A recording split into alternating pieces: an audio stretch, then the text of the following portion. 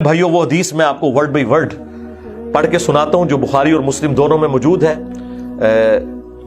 سورہ التوبہ کی آیت نمبر 118 کے کانٹیکسٹ میں کعب بن مالک کی توبہ کا بیان یہ صحیح بخاری میں باقاعدہ امام بخاری نے باب باندھا ہے اور اس حدیث کا انٹرنیشنل نمبر ہے 4418 اور یہ حدیث مسلم میں بھی ہے 7016. ورڈ بائی ورڈ میں یہ حدیث بیان کروں گا کیونکہ اس کی رکت اسی میں ہے کہ میں اسے لفظ با لفظ بیان کروں. آپ اس تکلیف کا احساس کریں جس سے کعب بن مالک گزرے اور پھر الٹیمیٹلی ان کی توبہ قبول ہوئی اور ایسی توبہ قبول ہوئی کہ قیامت تک قرآن میں ان کی توبہ کا ذکر ہے کہ اللہ نے قبول کی اور اس کی وجہ سے اس سورت کا نام سورہ توبہ ہے جب وہ غزوہ تبوک سے پیچھے رہ گئے. یہ ان کا بیٹا ہے عبداللہ، وہ اس حدیث کو بیان کرتا ہے. امام بخاری نے چند واسطوں سے ان کے بیٹے سے یہ حدیث لی ہے. وہ عبداللہ اور اس بیٹے کا ذکر امام بخاری نے کیا کہ جب کعب رضی اللہ تعالیٰ عنہ نابینا ہو گئے تو ان کے بیٹوں میں سے عبداللہ ہی تھا جو ان کو راستے میں پکڑ کر چلایا کرتا تھا، مسجد تک لے جاتا تھا. وہ عبداللہ بیان کرتا ہے کہ میں نے اپنے والد کعب بن مالک سے ان کے غزوہ تبوک میں شریک نہ ہو سکنے کا واقعہ سنا تو انہوں نے بتایا کہ غزوہ تبوک کے سوا اور کسی غزوہ میں ایسا نہیں ہوا تھا کہ میں رسول اللہ کے ساتھ شریک نہ ہوا ہوں. البتہ غزوہ بدر میں بھی میں شریک نہ ہو سکا، لیکن جو لوگ غزوہ بدر میں شریک نہیں ہو سکے ان کے متعلق آپ صلی اللہ علیہ وآلہ وسلم نے کسی قسم کی ناراضگی کا اظہار نہیں فرمایا تھا کیونکہ وہ آپشنل تھا. وہ اب ذکر بھی آ رہا ہے کیونکہ آپ صلی اللہ علیہ وآلہ وسلم اس موقع پر صرف قریش کے قافلے کی تلاش میں نکلے تھے، لیکن راستے میں اللہ تعالیٰ کے حکم سے کسی پہلی تیاری کے باوجود اللہ تعالیٰ نے ان کو دشمنوں کے ساتھ ٹکروا دیا. وہ موجزانہ طور پہ ہوا تھا کیونکہ وہ بدر کے لیے نکلے ورنہ تو یہ بھی ساتھ شامل ہوتے. میں لیلہ عقبہ میں رسول اللہ کی خدمت میں حاضر ہوا تھا، یعنی وہ مدینہ کے لیے جو ہجرت کے لیے جن چند ساتھیوں نے انصار مدینہ نے راہ ہموار کی تھی ان میں یہ شامل تھے جو نبی الاسلام کی زندگی کا ایک ٹرننگ پوائنٹ تھا، ایک آلٹرنیٹو بیس مل گیا. تو کہتے ہیں میں اس رات موجود تھا. یہ وہی رات ہے جس میں ہم نے مکہ میں اسلام کے لیے عہد کیا تھا اور مجھے تو یہ غزوہ بدر سے بھی زیادہ عزیز ہے. اوئے خائے خائے. اگرچہ بدر کا لوگوں کی زبانوں پر چرچا زیادہ ہے، میرا واقعہ یہ ہے کہ میں اپنی زندگی میں کبھی اتنا قوی اور اتنا صاحب مال نہیں ہوا تھا جتنا غزوہ تبوک کے موقع پر، جبکہ میں آپ صلی اللہ علیہ وآلہ وسلم کے ساتھ تبوک کے غزوے میں شریک نہ ہو سکا.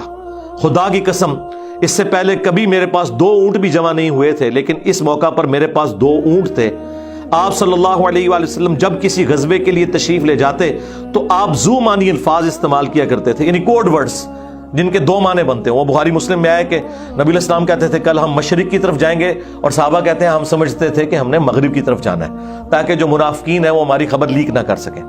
لیکن غزوہ تبوک وہ موقع تھا کہ گرمی بڑی سخت تھی، سفر بہت لمبا تھا، ریگستانی سفر تھا اور دشمن کی فوج بھی کثرت سے تھی. رومن امپائر 700 کلومیٹر ریگستانی سفر، تمام مشکلات سامنے تھیں. اس لیے آپ صلی اللہ علیہ وآلہ وسلم نے مسلمانوں سے اس غزوے کے متعلق بہت تفصیل کے ساتھ بتا دیا تھا.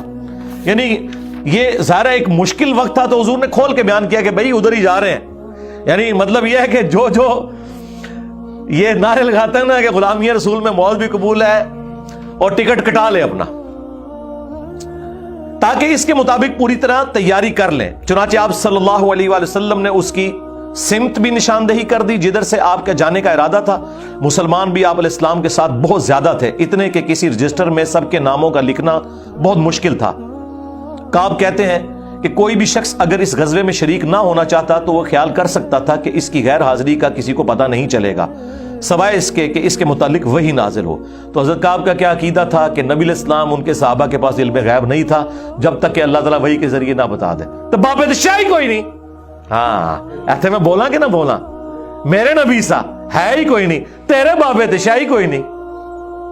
اور یہ عقیدہ صحابہ کا کہ علم غیب یہ ہے کہ اللہ بتائے. آپ صلی اللہ علیہ وآلہ وسلم جب اس غزوے کے لیے تشریف لے جا رہے تھے تو پھل پکنے کا زمانہ تھا اور سایہ میں بیٹھ کر لوگ آرام کرتے تھے. اچھا دیکھیں اللہ کی آزمائش کہ پھل پک کے تیار ہو جائے تو آپ نے ٹائملی اتارنا ہے، اگر آپ نے نہیں اتارا تو وہ تو آپ کی پورے سال کی اکانومی اس سے وابستہ ہے. اللہ نے عین اس ٹائم پہ آزما لیا کہ ٹھیک ہے اب تم نبی کے ساتھ جاؤ. اب بعد میں بھی بھوک نظر آ رہی ہے. کہتے ہیں لوگ بیٹھ کے نہ چوراہوں پہ یہی باتیں کرتے تھے. آپ صلی اللہ علیہ وآلہ وسلم بھی تیاریوں میں مصروف تھے اور آپ کے ساتھ مسلمان بھی، لیکن میں روزانہ سوچا کرتا تھا کہ کل سے میں بھی تیاری کروں گا. وہی جو آج کہتے ہیں جی کل تو انشاءاللہ داڑھی بھی رکھ لینی ہے، بس میرے بچیوں کے ہاتھ پیلے ہو جائیں تو میں تو مسجد میں ہی بیٹھا رہوں گا. یہ وہی چیز ہے، یہ ہر انسان پہ اسے طول عمل کہتے ہیں، لمبی امیدیں لگانا. میں روزانہ اسے ٹالتا رہا. مجھے اس کا یقین تھا کہ میں تیاری کر لوں گا، مجھے آسانیاں میسر تھی. یوں ہی وقت گزرتا رہا اور آخر لوگوں نے اپنی تیاریاں بھی مکمل کر لی اور آپ صلی اللہ علیہ وآلہ وسلم مسلمانوں کو ساتھ لے کر روانہ بھی ہو گئے. اس وقت تک میں نے کوئی تیاری نہیں کی تھی. اس موقع پر میں نے اپنے دل کو یہی سمجھایا کل یا پرسوں تک تیاری کر لوں گا، پھر لشکر سے تیزی سے جا کر مل جاؤں گا. کوچ کے بعد دوسرے دن بھی میں نے تیاری کے لیے سوچا لیکن کچھ نہ ہو سکی. پھر تیسرے دن سوچا اور اس دن بھی کوئی تیاری نہ ہو سکی. اور یوں وقت گزرتا گیا اور اسلامی لشکر بہت آگے بڑھ گیا. غزوہ میں میرے شرکت کے لیے بات اب دور کی بات ہو گئی اور میں یہی ارادہ کرتا رہا کہ یہاں سے چل کر اب ان تک نہیں پہنچ سکوں گا. تھیندے تھی گیا. کاش میں نے ایسا کر لیا ہوتا، لیکن یہ میرے نصیب میں نہیں تھا. اچھا، جرم ہو جانے کے بعد آپ یہ کہہ سکتے ہیں میری تقدیر میں یہ لکھا تھا، پہلے نہیں. ہاں، وہ تو پھر اللہ پہ آپ بہتان مان دیں گے نا کہ میں نماز اس لیے نہیں پڑھ رہا کہ اللہ نے میرا مقدر کیا ہے کہ میں اگلی نماز نہ پڑھوں. نہ، ہاں بعد میں آپ کہہ سکتے ہیں کہ میری تقدیر میں لکھا تھا کہ میں اتنا بدبخت ہوں کہ میں نماز چھوڑوں گا، اور وہ چھوڑوں گا اپنی مرضی سے. اللہ نے تو اپنے علم سے فورسی کیا. آپ صلی اللہ علیہ وآلہ وسلم کے تشریف لے جانے کے بعد جب میں باہر نکلتا تو مجھے بڑا دکھ ہوتا، کیونکہ یا تو وہ لوگ نظر آتے تھے جن کے چہروں سے نفاق ٹپکتا تھا. اب پیچھے رہنے والے تو وہ تھے جو ہے ہی منافقین تھے شکلوں سے، ٹھیک ہے، یا پھر وہ لوگ تھے جنہیں اللہ نے معذور اور ضعیف قرار دے کر معاف کر دیا تھا. وہ سورہ توبہ میں 92 نمبر آیت میں گزرا ہے نا کہ وہ لوگ پھر رسول اللہ سے اس حال میں واپس ہوتے ہیں کہ ان کی آنکھیں آنسوؤں سے تر ہوتی ہیں کہ نہ حضور انہیں کوئی سواری دے سکتے ہیں، غریب لوگ ہیں. اور وہ لوگ بھی جو مریض ہیں ان کو اللہ تعالیٰ نے اس حوالے سے چھٹکارا دے دیا. آپ صلی اللہ علیہ وآلہ وسلم نے میرے بارے میں کسی سے کچھ نہیں پوچھا، لیکن جب آپ تبوک پر پہنچے تو وہیں ایک مجلس میں آپ نے دریافت کیا کہ کعب نے کیا کیا. آپ نظروں میں تو تھا نا جی، خاص بندے جو ہوتے ہیں وہ نظروں میں تو ہوتے ہیں. یعنی یہ تو ایکسپیکٹ ہی نہیں نہ کیا جا سکتا کہ مین ٹیم ممبر پیچھے رہ جائے. تو اس سے اندازہ لگائے کہ حضرت کعب بن مالک کو چھوٹے بندے نہیں تھے. بنو سلمہ کے ایک صاحب نے کہا یا رسول اللہ اس کے غرور نے اسے آنے نہیں دیا. اس پر حضرت معاذ ابن جبل بولے تم نے بری بات کہی. یا رسول اللہ خدا کی قسم ہمیں ان کے متعلق خیر کے سوا اور کچھ معلوم نہیں. تو نبی علیہ السلام نے اس کے جواب میں کچھ نہیں فرمایا. دیکھیں انہوں نے پوری رپورٹ لی ہے پیچھے سے کہ کیا کچھ ہوتا رہا وہاں. اب حضور نے کوئی ورڈنگ دی، ظاہر ہے نبی علیہ السلام کو بھی غصہ تھا. کعب بن مالک رضی اللہ تعالیٰ نے بیان کیا کہ جب مجھے معلوم ہوا کہ نبی علیہ السلام واپس تشریف لا رہے ہیں تو اب مجھ پر فکر سوار ہونے لگی اور میرا ذہن کوئی ایسا جھوٹا بہانہ تلاش کرنے لگا جس سے میں کل حضرت کی ناراضگی سے بچ سکوں. دیکھیں وہ بھی عام انسان تھے، اتنے اولو العزم صحابہ، لیکن ظاہر نفس تو ہر بندے کے ساتھ لگا ہے. وہ بھی سوچ رہے ہیں کہ یار چلو میں بہانہ کر لوں گا، کوئی مجبوری تھی. اوئے ہوئے ہوئے اپنے گھر کے ہر عقل مند آدمی سے اس کے متعلق میں نے مشورہ بھی کی، لیکن جب مجھے معلوم ہوا کہ نبی علیہ السلام مدینے سے بالکل قریب آ چکے ہیں تو غلط خیالات میرے ذہن سے بالکل نکل گئے اور مجھے یقین ہو گیا کہ اس معاملے میں جھوٹ بول کر اپنے آپ کو کسی طرح محفوظ نہیں کر سکتا. چنانچہ میں نے سچی بات کہنے کا پختہ ارادہ کر لیا.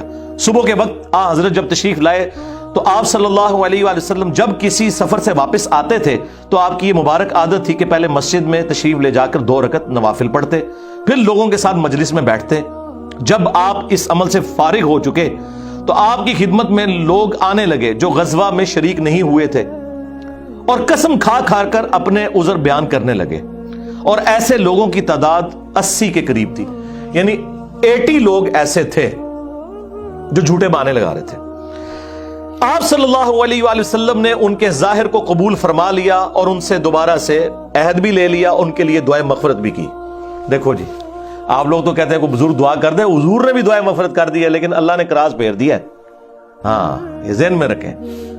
آپ نے بہانہ بھی قبول کر لیا، دوبارہ سے بیعت بھی کر لی، چلو تجدید عہد بھی ہو گیا جی.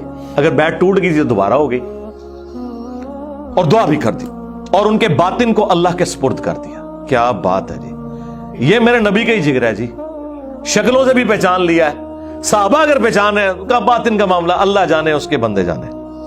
اس کے بعد میں حاضر ہوا، میں نے سلام کیا تو آپ علیہ السلام مسکرائے، آپ کی مسکراہٹ میں ناراضگی تھی۔ آپ نے فرمایا آؤ، میں چند قدم چل کر آپ کے سامنے بیٹھ گیا۔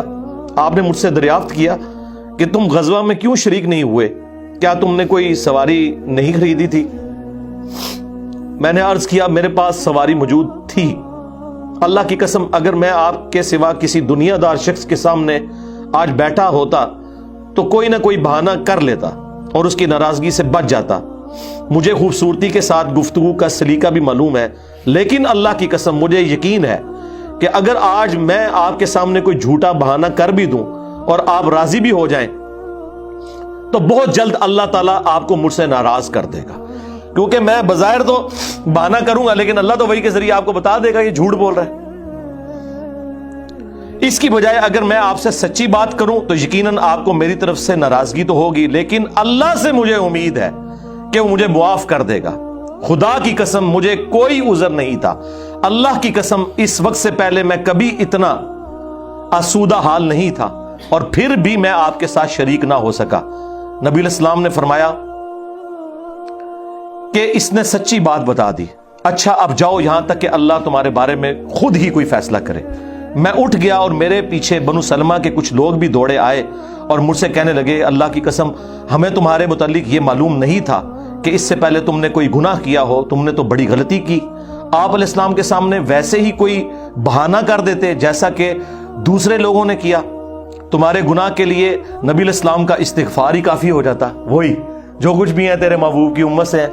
لیکن سرکار یہ کعب بن مالک تھے، ان کو پتا تھا، اور مشورہ دینے والے بھی صاحب ہیں، دیکھو کیا مشورہ دے رہے کہ کو بہانہ کر لینا سی، حضور نے دعا کرنی سی۔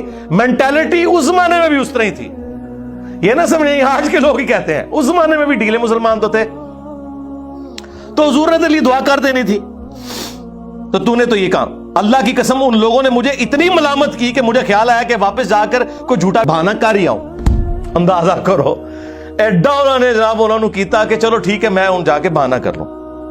پھر میں نے ان سے پوچھا کیا میرے علاوہ کسی اور نے بھی کوئی ایسا عذر بیان کیا ہے؟ تو انہوں نے بتایا کہ ہاں 2 حضرات اور ہیں جنہوں نے معذرت کی جس طرح تم نے کی، اور انہیں بھی وہی جواب ملا جو تمہیں ملا۔ میں نے پوچھا وہ کون ہے؟ تو انہوں نے بتایا کہ مرارہ بن ربیع اور ہلال بن امیہ رضی اللہ عنہما۔ ان 2 ایسے صحابہ کا نام انہوں نے لے دیا جو صالح تھے اور اصحاب بدر بھی تھے، ان کا طرز عمل میرے لیے نمونہ بنے۔ انہوں نے کہا اگر یہ 2 بدری صحابی بھی ان کے ساتھ بھی یہی کچھ ہوا ہے نا تو میں اچھے لوگوں کی فہرست میں اب شامل ہو جاؤں، میں اب پکا رہوں۔ ان کا طرز عمل میرے لیے نمونہ بن گیا۔ چنانچہ انہوں نے جب ان بزرگوں کا نام لیا تو میں اپنے گھر چلا آیا۔ آپ علیہ السلام نے لوگوں کو ہم سے بات چیت کرنے سے ممانعت کر دی۔ لو جی سوشل بائیکاٹ ہو گیا۔ اللہ اکبر۔ بہت سے لوگ جو غزوے میں شریک نہیں ہوئے تھے ان میں سے صرف ہم 3 تھے، لوگ ہم سے الگ رہنے لگے اور سب لوگ بدل گئے۔ ایسا نظر آتا تھا کہ ہم سے ساری دنیا بدل گئی ہے، ہمارا اس سے کوئی واسطہ ہی نہیں۔ 50 دن تک ہم اسی حال میں رہے۔ میرے 2 ساتھیوں نے تو اپنے گھروں سے نکلنا ہی چھوڑ دیا، ہر وقت روتے رہتے تھے، لیکن میرے اندر ہمت تھی، میں باہر نکلتا تھا، مسلمانوں کے ساتھ نماز میں بھی شریک ہوتا تھا اور بازاروں میں بھی گھومتا تھا، لیکن کوئی شخص مجھ سے بولتا نہیں تھا۔ میں نبی علیہ السلام کی خدمت میں بھی حاضر ہوتا، آپ کو سلام بھی کرتا۔ جب آپ نماز کے بعد مجلس میں بیٹھتے تو میں اس کی جستجو میں لگا رہتا کہ دیکھوں سلام کا جواب دیتے ہیں یا نہیں، اور میری نظر حضور کے ہونٹوں کی طرف ہوتی کہ جواب میں ہلے یا نہیں۔ کنکھیوں سے دیکھتے رہتے، آپ حضور جواب بھی نہیں دے رہے۔ پھر میں کوشش کرتا کہ آپ کے قریب ہی نماز پڑھوں، اور میں آپ کو کنکھیوں سے دیکھتا رہتا ایسے کر کے۔ جب میں اپنی نماز میں مشغول ہو جاتا تو رسول اللہ میری طرف دیکھتے، لیکن جو ہی میں آپ کی طرف دیکھتا تو آپ رخ انور پھیر لیتے۔ ظاہر ہے حضور کو بھی تو محبت تھی اپنے صحاب کے ساتھ، حضور دیکھتے تھے، وہ جب یعنی اپنی ناراضگی کا اظہار وہ اگر نماز میں بھی حضور کی طرف دیکھ رہے ہیں تو حضور چہرہ انور پھیر لیتے۔ تو میں ایک دن ابو قتادہ کے باغ کی دیوار پر چڑھ گیا، وہ میرے چچا زاد بھائی تھے اور مجھے ان سے بہت گہرا تعلق تھا۔ میں نے انہیں سلام کیا، لیکن اللہ کی قسم انہوں نے بھی میرے سلام کا جواب نہیں دیا۔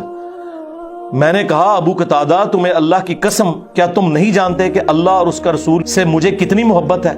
انہوں نے کوئی جواب نہیں دیا. میں نے دوبارہ ان سے یہی سوال کیا, اللہ کی قسم دے کر پوچھا, لیکن وہ پھر بھی خاموش رہے. میں نے پھر اللہ کا واسطہ دے کر ان سے سوال کیا. اس مرتبہ انہوں نے صرف اتنا کہا, اللہ اور اس کا رسول زیادہ بہتر جانتے ہیں. دیکھیں جی اس بات کا جواب انہوں نے کہا, بھائی اللہ کے نبی نے منع کیا ہے, اب بائی کاٹ ہے تیرا. اللہ اکبر. اس پر میرے آنسو پھوٹ پڑے. میں واپس چلا آیا اور دیوار پر چڑھ کر نیچے باہر اترا. پھر وہ بیان کرتے ہیں کہ ایک دن مدینہ کے بازار میں جا رہا تھا کہ شام کا ایک کاشتکار جو کہ غلہ بیچنے مدینہ آیا تھا پوچھ رہا تھا کعب بن مالک کہاں رہتے ہیں. لوگوں نے میری طرف اشارہ کیا, وہ میرے پاس آیا اور غسان جو بادشاہ تھا رومن امپائر کا, اس کا ایک خط مجھے دیا. وہ جو اس کا ایک سمجھ لیں چھوٹی چھوٹی جو امپائر کے اندر بنی ہوئی تھی ان میں سے ایک کا وہ گورنر تھا. اس خط میں لکھا تھا کہ مجھے معلوم ہوا ہے کہ تمہارے صاحب یعنی رسول اللہ صلی اللہ علیہ وآلہ وسلم نے تمہارے ساتھ زیادتی کی ہے. نعوذ باللہ. اللہ نے تمہیں کوئی ذلیل ہونے کے لیے پیدا تو نہیں کیا کہ تمہارا حق ضائع کیا جائے. تم ہمارے پاس آ جاؤ, ہم تمہارے ساتھ بہتر سلوک کریں گے. یعنی دشمن کی فوج کے ہیڈ کی طرف سے خط آیا. جب میں نے یہ خط پڑھا تو میں نے کہا کہ ایک اور امتحان آ گیا. اچھا جی سرکار, ایک خط کسی اور کو لایا ہو کہ جی اے دیکھ لو یا رسول اللہ منو تے بڑی آفر جے. یہاں لوگ دنیا دار لوگ ہی کرتے ہیں نا جی, مجھے فلاں جگہ سے آفر ہو رہی ہے. لیکن جو اہل ایمان ہے وہ تو کہتے ہیں کہ یار میں اس لیول پہ گر گیا ہوں کہ اب کافر بھی مجھے بلا رہے ہیں. انہوں نے یہ رزلٹ نکالا, چونکہ مومن تھے نا. میں نے اس خط کو تندور میں جلا دیا. ان 50 دنوں میں سے جب 40 دن گزر گئے تو نبی الاسلام کا ایلچی میرے پاس آیا اور اس نے کہا کہ رسول اللہ نے حکم دیا ہے کہ اپنی بیوی کے قریب نہ جاؤ. میں نے پوچھا میں اسے طلاق دے دوں یا پھر مجھے کیا کرنا ہے؟ تو انہوں نے کہا نہیں, طلاق نہیں دینی, صرف جدا ہو جاؤ. میرے دونوں ساتھیوں کو جنہوں نے میری طرح معذرت کی تھی یہی حکم ملا. میں نے اپنی بیوی سے کہا کہ اپنے میکے چلی جاؤ, اس وقت تک وہیں رہو جب تک کہ اللہ تعالیٰ اس معاملے کا کوئی فیصلہ نہ کر دے. کعب کہتے ہیں کہ ہلال بن امیہ کی بیوی رسول اللہ کی خدمت میں حاضر ہوئی اور عرض کیا یا رسول اللہ وہ تو بہت بوڑھے اور کمزور ہیں, ان کے پاس کوئی خادم بھی نہیں, کیا اگر میں ان کی خدمت کر دیا کروں تو آپ ناپسند تو نہیں فرمائیں گے؟ بیوی دیکھو جی, بیوی خامد کو کچھ سمجھ نہیں رہی, رسول اللہ سے جا کے پوچھ رہی ہے صلی اللہ علیہ وسلم. تو نبی اسلام نے فرمایا صرف وہ تم سے صحبت نہ کریں. انہوں نے عرض کیا اللہ کی قسم وہ تو کسی چیز کے لیے حرکت ہی نہیں کر رہے. جب سے آپ ان سے ناراض ہوئے ہیں وہ دن اور آج کا دن ان کے آنسو تھمنے میں نہیں آتے. میرے گھر کے بعض لوگوں نے کہا کہ جس طرح ہلال بن امیہ کی بیوی نے ان کے لیے اجازت لے لی تو آپ بھی جا کے اجازت لے لیں. اب دیکھیں لوگ مشورے دے رہے ہیں. میں نے کہا خدا کی قسم میں اس کے لیے رسول اللہ سے اجازت نہیں لوں گا. میں جوان ہوں, معلوم نہیں جب اجازت لینے جاؤں تو حضور کیا فرما دیں. ان کو یہ بھی خطرہ تھا کہ میں یہ جاؤں تو یہ نہ ہو کہ حضور اور ناراض ہو جائے, اگر کوئی چانس بھی ہے نا بچنے کے تو وہ بھی ختم ہو جائے. دیکھیں نہیں کتنا گاڈ اورینٹڈ بندہ ہے جی. اللہ اکبر. اس طرح 10 دن اور گزر گئے. جب رسول اللہ صلی اللہ علیہ وآلہ وسلم نے ہمیں بات چیت کرنے کی ممانعت فرمائی تھی, اس کو 50 دن پورے ہو گئے. 50ویں رات کی صبح کو جب میں فجر کی نماز پڑھ چکا اور اپنے گھر کی چھت پر بیٹھا ہوا تھا, اس طرح جیسا کہ اللہ تعالیٰ نے ذکر کیا وہ ہم آیت پڑھ چکے ہیں, سورہ توبہ کی آیت نمبر 118, جس میں تھا نا کہ زمین وسعت کے باوجود تنگ ہو گئی اور ان کا دم گھٹنے والا تھا. میرا دم گھٹ رہا تھا, زمین اپنی تمام وسعتوں کے باوجود میرے لیے تنگ ہوتی جا رہی تھی. میں نے ایک پکارنے والے کی پکار سنی جو سلع کی پہاڑی پر چڑھ کر بلند آواز سے کہہ رہا تھا اے کعب بن مالک تمہیں بشارت ہو, اے کعب بن مالک تمہیں بشارت ہو. انہوں نے بیان کیا کہ یہ سنتے ہی میں سجدے میں گر پڑا اور مجھے یقین ہو گیا کہ اب اللہ کی طرف سے فراخی ہو جائے گی. فجر کی نماز کے بعد رسول اللہ صلی اللہ علیہ وآلہ وسلم نے اللہ کی بارگاہ میں ہماری توبہ کی قبولیت کا اعلان کر دیا. لوگ میرے پاس بشارت دینے کے لیے آنے لگے اور میرے 2 ساتھیوں کو بھی جا کر بشارت دی. ایک صاحب زبیر بن عوام اپنا گھوڑا دوڑاتے ہوئے آئے. ادھر قبیلہ اسلم کے ایک صحابی نے پہاڑی پر چڑھ کر آواز دی اور وہ آواز گھوڑے سے زیادہ تیز تھی. جن صحابی نے پہاڑی سے آواز دی تھی جب وہ میرے پاس بشارت دینے آئے تو میں نے اپنے دونوں کپڑے اتار کر بشارت کی خوشی میں انہیں دے دیے. اللہ کی قسم اس وقت ان 2 کپڑوں کے سوا دینے کے لیے میرے پاس اور کچھ نہ تھا. پھر میں نے ابو قتادہ سے 2 کپڑے ادھارے مانگے اور رسول اللہ کی خدمت میں حاضر ہوا. جوگ در جوگ لوگ مجھ سے ملاقات کرتے جا رہے تھے اور مجھے توبہ کی قبولیت پر بشارت دیتے جا رہے تھے۔ اللہ کی بارگاہ میں توبہ کی قبولیت مبارک ہو۔ کعب رضی اللہ تعالیٰ عنہ بیان کرتے ہیں کہ آخر میں مسجد میں داخل ہوا تو رسول اللہ صلی اللہ علیہ وآلہ وسلم تشریف رکھتے تھے، چاروں طرف صحابہ کا مجمع تھا۔ طلحہ بن عبید اللہ دوڑ کر میری طرف آئے اور مجھ سے مصافحہ کیا اور مبارکباد دی۔ اللہ کی قسم وہاں موجود مہاجرین میں سے کوئی شخص بھی میرے آنے پر کھڑا نہ ہوا۔ طلحہ رضی اللہ تعالیٰ عنہ کا یہ احسان میں کبھی نہیں بھولوں گا کہ انہوں نے کھڑے ہو کر میرا استقبال کیا۔ جب میں نے رسول اللہ کو سلام کیا تو آپ علیہ السلام کا چہرہ مبارک خوشی اور مسرت سے دمک اٹھا۔ اس مبارک دن کے لیے تمہیں بشارت ہو، اس مبارک دن کے لیے تمہیں بشارت ہو جو تمہاری عمر کا سب سے مبارک دن ہے۔ واقعی جی، اس سے بڑی کوئی مبارک بات نہیں ہو سکتی کسی شخص کے لیے کہ اللہ تعالیٰ اس کی توبہ کی اناؤنسمنٹ کرتے اور پھر قیامت تک قرآن میں وہ آیات پڑھی جائیں۔ انہوں نے بیان کیا کہ میں نے عرض کیا یا رسول اللہ یہ بشارت آپ کی طرف سے ہے یا اللہ کی طرف سے؟ فرمایا نہیں، اللہ کی طرف سے۔ اور نبی علیہ السلام جب کسی بات پر خوش ہوتے تو چہرہ مبارک روشن ہو جاتا تھا، ایسے جیسے چاند کا ٹکڑا ہو۔ آپ کی مسرت ہم چہرہ مبارک سے سمجھ جاتے تھے۔ پھر جب میں آپ کے سامنے بیٹھ گیا تو عرض کیا یا رسول اللہ اپنی توبہ کی قبولیت کی خوشی میں اپنا مال اللہ اور اس کے رسول کی راہ میں صدقہ کر دوں؟ آپ نے فرمایا لیکن کچھ مال اپنے پاس رکھ لو، یہ زیادہ بہتر ہے۔ میں نے عرض کیا کہ پھر میں خیبر کا حصہ اپنے پاس رکھ لیتا ہوں۔ پھر میں نے عرض کیا یا رسول اللہ نے مجھے سچ بولنے کی وجہ سے نجات دی، اب میں اپنی توبہ کی قبولیت کی خوشی میں آپ سے یہ وعدہ کرتا ہوں کہ جب تک زندہ رہوں گا سچ کے سوا کوئی بات زبان پر نہیں لاؤں گا۔ بس اللہ کی قسم جب سے میں نے رسول اللہ کے سامنے یہ عہد کیا صلی اللہ علیہ وآلہ وسلم، میں کسی ایسے مسلمان کو نہیں جانتا کہ جسے اللہ نے سچ بولنے کی وجہ سے اتنا نوازا ہو جتنی نوازشات مجھ پر کی سچ بولنے کی وجہ سے۔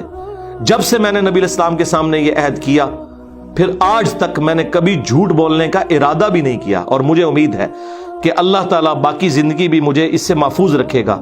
اور اللہ نے اپنے رسول پر آیت نازل کی، اور وہی آیت نمبر 118 اور 119 نمبر، یقیناً اللہ تعالیٰ نے نبی، مہاجرین اور انصار کی توبہ قبول کی، اور پھر وَكُونُوا مَعَ الصَّادِقِينَ تک۔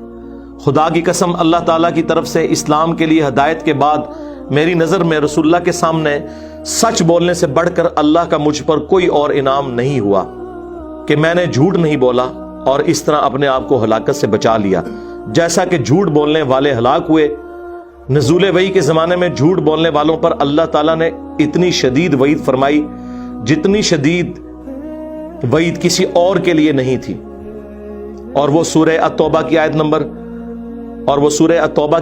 96 کا انہوں نے پھر یہاں پہ حوالہ دیا کہ عنقریب جب تم اے نبی واپس جاؤ گے تو یہ جھوٹے بہانے کریں گے، اور اگر تم ان سے راضی بھی ہو جاؤ اللہ تعالیٰ ان سے راضی نہیں ہوگا۔ کعب کہتے ہیں کہ چنانچہ ہم 3 ان لوگوں کے معاملے سے جدا رہے جنہوں نے رسول اللہ کے سامنے جھوٹی قسمیں کھائی تھیں اور آپ نے ان کی بات مان بھی لی تھی اور ان سے بیعت بھی لے لی اور ان کے لیے دعائے مغفرت بھی کی۔